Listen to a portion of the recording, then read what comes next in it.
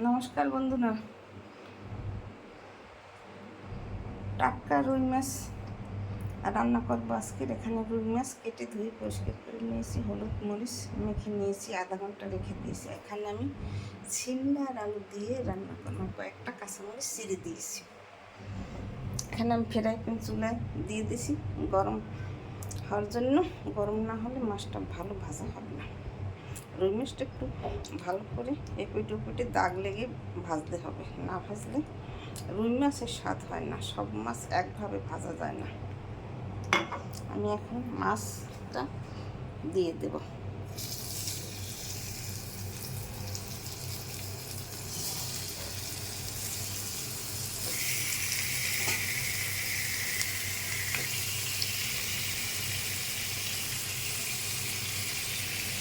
মাছটা ভাজা ভাজা হলে পর একটু পরে আরেকটা কড়াই দিয়ে দেবো।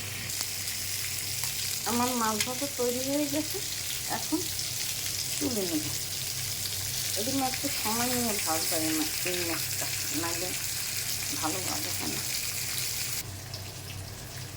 আমি মাছ ভাজা তুলে নিয়েছি, এখন আরেকটা কড়াই দিয়েছি। কড়াইতে 1 টেবিল চামচ তেল দিয়ে দেবো। তেলের মধ্যে সিমলার আলুটাকে একটু সময় ভেজে নিতে হবে, তারপরে পেঁয়াজ রসুন দেবো। সিমলা আলু দিয়ে দিয়েছি। এখন আধা চামচ হলুদের গুঁড়ি,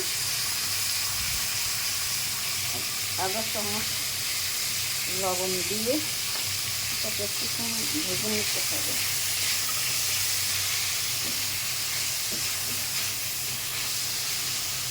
একটা কাঁচামরিচ চিড়ে দিয়েছি ভাজার মধ্যে।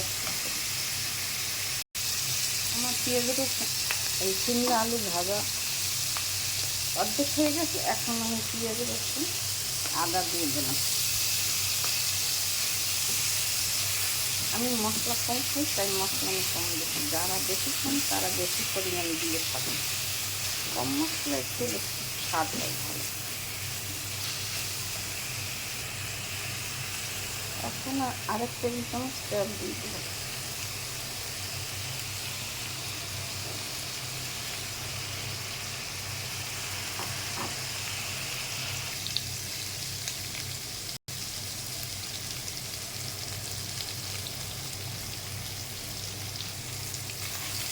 পেঁয়াজ রসুন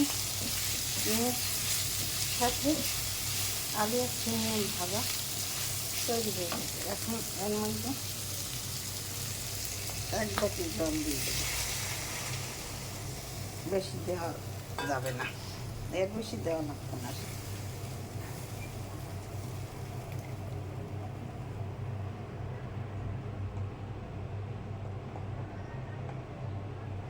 এখন হলুদ আধা চামচ,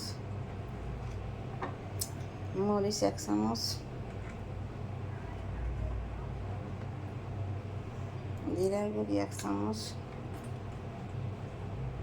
ধনের গুঁড়ি আধা চামচ, লবণ আধা চামচ। বেশি দেওয়া যাবে না, কারণ মাছে মেখে দিয়েছি।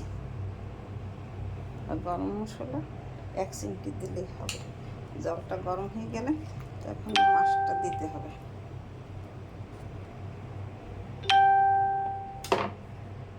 এখন আমি মাছটা দিয়ে দেব।